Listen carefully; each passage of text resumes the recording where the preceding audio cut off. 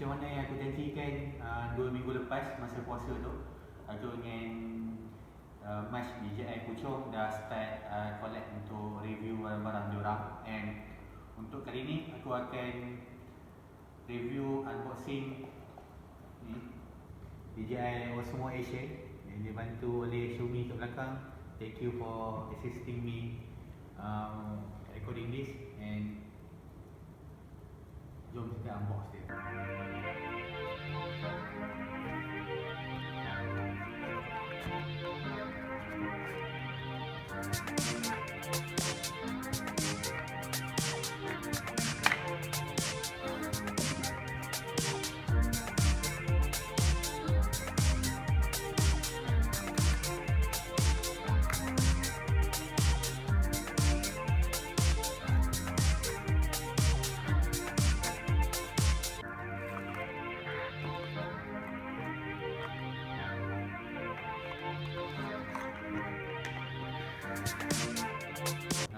Harga dia untuk pengetahuan korang adalah dalam sekitar RM1,590 tunai. Tak boleh bayar ansur, tak boleh bayar 2-3 kali. So, and apa yang aku fascinated pasal DJI OSMO ni, aku sendiri boleh cakap dia adalah direct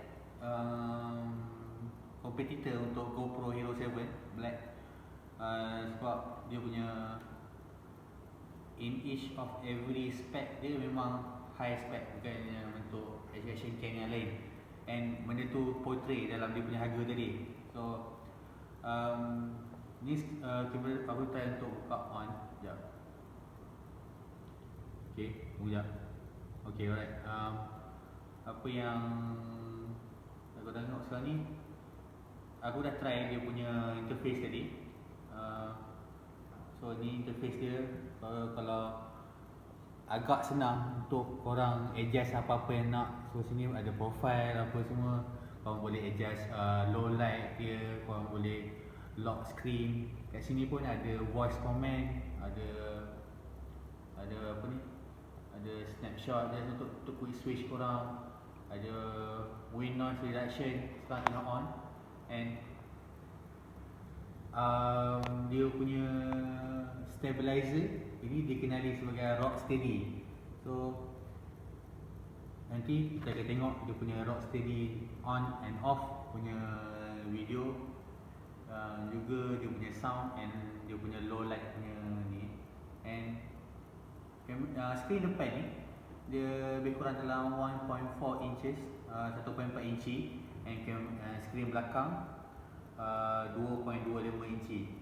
So kalau aku tap ini, okay, so sekarang dia dah tukar jadi screen depan. Dia tap 2 jari. Okay, kalau tap balik,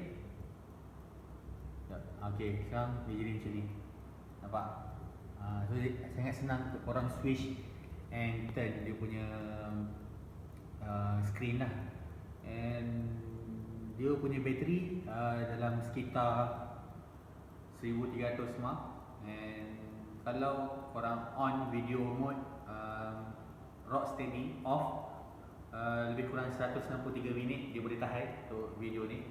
And kalau rock steady on lebih kurang 63 minit. So feature ni sangat penting untuk orang selalu cakap boleh tak buat vlog guna action cam ni. So itu sangat penting. Berapa lama dia boleh tahan, berapa lama dia akan ambil masa untuk charge. Okay, ambil masa untuk charge adalah lebih kurang dalam 90 minit lah.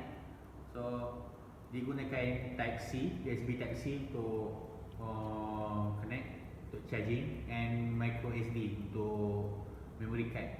So ini dia punya, dia sebenarnya dia datang guys sekali macam ni, tapi korang boleh buka cover dia. Okay, macam ni. Alright, boleh buka cover dia. Allah, sangkut. So, and this will be the dia punya toge, betul hakiki dia. And DJI OSMO ni datang dengan satu warna satu warna je. Okay, satu warna je, which is lebih kurang macam H grey lah, kelabu. So apa yang aku harap untuk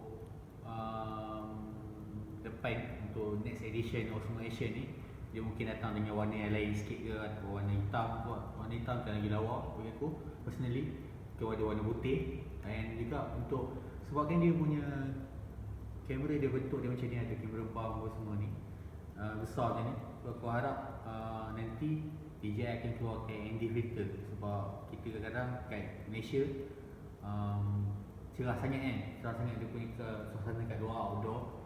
Dan aku harap kalau ada ND filter tu yang khas untuk buat untuk DJI OSMO Action ni, dia boleh kurangkan lagi cantik lagi gambar kita. Dia punya resolution untuk ni paling tinggi is 4K lah, and can shoot until 60 frame per second. Paling maximum is 240 per second. And personally untuk aku rasa sangat berbaloi kan, dengan harga 1590 kau akan dapat macam ni. DJI pula kan, yang memang terkenal dengan dia punya